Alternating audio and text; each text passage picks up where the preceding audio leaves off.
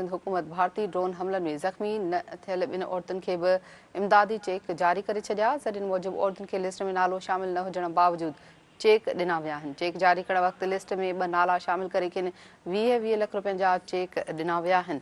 आगाह कयूं पिया अहम ख़बर जे हवाले सां सिंध हुकूमत भारतीय ड्रोन हमलनि में ज़ख़्मी न थियल ॿिनि औरतुनि खे बि इमदादी चेक जारी करे छॾिया आहिनि।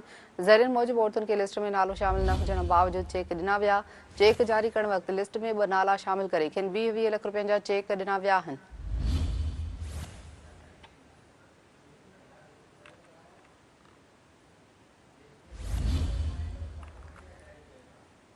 अहम ख़बर नासमा सां शेयर कयूं पिया। सिंध हुकूमत भारतीय ड्रोन हमलनि में ज़ख़्मी न थियल ॿिनि औरतुनि खे बि इमदादी चेक ॾेई छॾिया।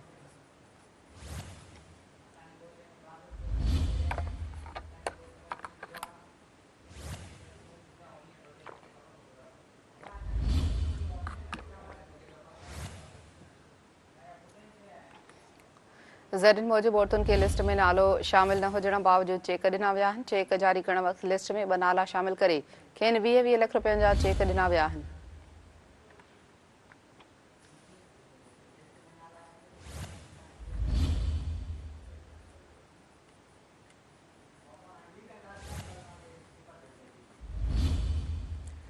सिंध हुकूमत भारतीय ड्रोन हमलनि में ज़ख़्मी न थियल ॿिनि औरतुनि खे बि इमदादी चेक जारी करे छॾिया आहिनि।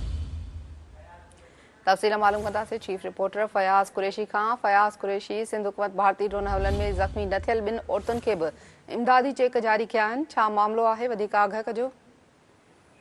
बिल्कुलु अनीना, भारतीय ड्रोन हमले में ज़ख़्मी थींदड़ मामले में सिंध हुकूमत पारां जेके ज़ख़्मी थींदड़ ॿिनि औरतुनि जा नाला जेके चेक जारी करण वारी लिस्ट में शामिल करे छॾिया आहिनि। ऐं फ़हरिस्त में जेका ॿिन्ही ज़ख़्मी औरतुनि जो ज़िक्र मौजूदु न हुयो, इन हवाले सां जिते लिस्ट जारी कई हुई उन में 2 औरतुनि जो जेको नालो जिन जे नाले ते चेक जारी कया विया आहिनि उन्हनि में जेके मुख़्तलिफ़ औरतूं शामिल आहिनि उन्हनि में हिकिड़ी जो नालो ज़रबख़्त ॿुधायो वियो आहे, जंहिंखे पिणु 20 लख रुपया जेके जारी कया विया आहिनि। हवाले सां ॿी औरत जो नालो जेको आहे उहो बि लिस्ट में शामिल न हुयो, जंहिंखे पिणु जेका रक़म जारी कई वई आहे। त हीअ जेको भारतीय जेका ड्रोन हमलो थियो जेको पाक बार छिकताण वारे मामले में, उन हवाले सां जेका सिंध हुकूमत पारां ऐलान कयो वियो हुयो त सिंध में जेके ज़ख़्मी थींदड़ माण्हू आहिनि या फ़ौत थींदड़ माण्हू आहिनि उन्हनि जे ख़ानदान में उन्हनि जी माली मदद जे हवाले सां न सिर्फ़ु उन्हनि सां सहकार कयो वेंदो बल्कि उन्हनि जी माली मदद कई वेंदी। त हाणे जेका ताज़ो जेका लिस्ट जेका जारी थी आहे उन में उन्हनि 2 औरतुनि खे बि 20 लख रुपयनि जा जेके चेक आहिनि उहे ओचितो लिस्ट में शामिल कया विया आहिनि। हवाले सां ॿुधाए पियो थो वञे त इलाइक़े जा जेके मुक़ामी जेके नुमाइंदा आहिनि उन्हनि पारां इहे जेके नाला जेके लिस्ट में शामिल करण जे हवाले सां जेका हुकूमत खे घुर कई वई। इन हवाले सां हुकूमत न सिर्फ़ु उन्हनि माण्हुनि जा नाला शामिल कया आहिनि बल्कि उन्हनि खे जेका इमदादी जेका रक़म आहे उहा पिणु जारी कई वई आहे। जी ठीकु आहे, वॾी महिरबानी फयाज़ कुरैशी तफ़सील ॾियण जे लाइ।